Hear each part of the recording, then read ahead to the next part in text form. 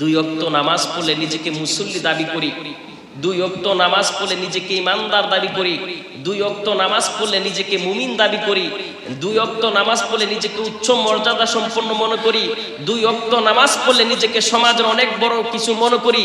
আমার রাসূল বলেন, মুমিন যারা হবে, যারা ইমানদার হবে, যারা পরহেজগার হবে, তারা নিজেদেরকে সব সময় আল্লাহর কাঠগড়ায় ছোট মনে করবে এবং আল্লাহর একজন পাপিষ্ঠ বান্দা মনে করবে। আল্লাহর কাঠগড়ায় তার মাথাটাকে, তার শিরটাকে সর্ব অবস্থায় নত রাখবে। এখন আমরা ফতোয়াবাজি করি, দুই ওয়াক্ত নামাজ পড়লে যে তোমার নামাজ হইতেছে না, এইভাবে পড়েন সেইভাবে পড়েন, আরে অমুক নামাজ পড়ে না, এটা তোমাকে দেখাদেখি করার জন্য বলে। কিছু মানুষ হাসরের দিন শুধু নামাজ পড়ার জন্য জাহান্নামে যাবে। কিসের জন্য যাবে? নামাজ পড়ার জন্য যাবে। হাসরের দিন কিছু মানুষ শুধু দান করার জন্য জাহান্নামে যাবে, কিছু মানুষ হজ করার জন্য জাহান্নামী হবে। এখন হজ পবিত্র জায়গা, হজ করে জাহান্নামী কেন হবে? নামাজ পড়ে, নামাজ আল্লাহর হুকুম। আল্লাহ বলে, কোন বান্দা যখন আমার কুদরতি পায়ে সেজদা করে আমার সাথে তার সাক্ষাৎ হয়ে যায়, আমার সাথে তার মেরাজ হয়ে যায়। বলেন না সুবহানাল্লাহ। দেখুন, আল্লাহর সাথে মেরাজ করে আপনি কেন জাহান্নামী হবেন? তার মানে আপনার মেরাজ হয় নাই। আল্লাহর হাবিব বলেন, কেউ যদি বাইতুল্লাহ তাওয়াফ করে, আমার আল্লাহর ঘর তাওয়াফ করে, তাহলে যেন আল্লাহর সাথে সে সাক্ষাৎ করলো। কেউ যদি মদিনায় প্রবেশ করে, আমি নবীকে সালাম দেই, কেহ যেন আমি নবীকে সরাসরি সালাম দিল। তার মানে নবীকে সালাম দিয়ে তুমি জাহান্নামী কিভাবে হইলা? তার মানে নবী তোমার সালাম গ্রহণ করে নাই। আল্লাহর বাইতুল্লাহ তাওয়াফ করে তুমি কিভাবে জাহান্নামী হইলা? তার মানে আল্লাহর বাইতুল্লাহ জিয়ারত গ্রহণ করে নাই। আল্লাহর সাথে মহব্বত হতে হবে, আমার রাসূলের সাথে তোমার মহব্বত হতে হবে। তোমরা যারা ঈমান আনয়ন করেছো, ঈমানদার হয়েছো, তোমরা মুমিন হওয়ার চেষ্টা করো।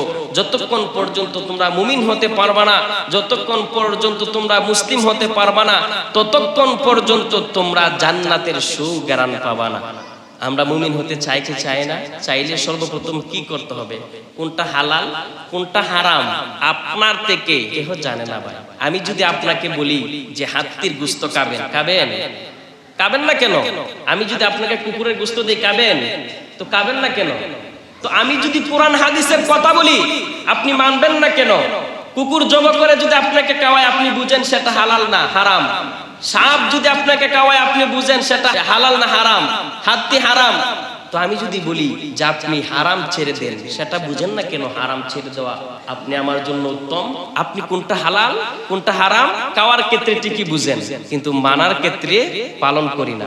মানার ক্ষেত্রে যদি পালন করতে পারেন, তাহলে আপনি আমার জীবন আল্লাহর রহমতে ভরপুর করে দিবেন। বলেন না সুবহানাল্লাহ। মানুষের জীবনে এখন শান্তি নাই। বলে হুজুর টাকা আছে, ব্যাংক ব্যালেন্স আছে, একতলা দুইতলা বাড়ি আছে, অভাব নাই, কিন্তু হুজুর গো মনে আমার শান্তি নাই, আমার খাইতেই ভালো লাগে না, আমার বসতে ভালো লাগে না, অসুস্থতা পিছনে লেগে থাকে। হারাম তোমার অন্তরে যে ঢুকায় রাখছো, তোমার দেহ যে ঢুকায় রাখছো, তাহলে তোমার শান্তি হবে কিভাবে? তুমি শান্তি তালাশ করেছো?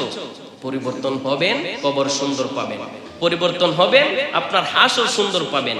পরিবর্তন হবেন, ফুলচিরাতের ফুল আপনার জন্য আল্লাহ প্রশস্ত করে দিবেন। পরিবর্তন হবেন, আপনার মিজানের পাল্লা ভারী হবে।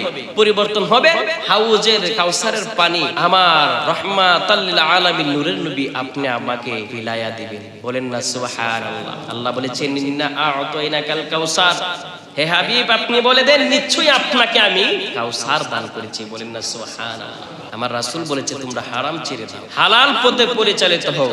ভাই বিশ্বাস করেন, আল্লাহর কসম, মানুষকে যতই বুঝান, তার ভিতরে যদি আল্লাহর ভয় রাসূলের মহব্বত না থাকে, কিয়ামতের আগ পর্যন্ত পরিবর্তন হতে পারবে না।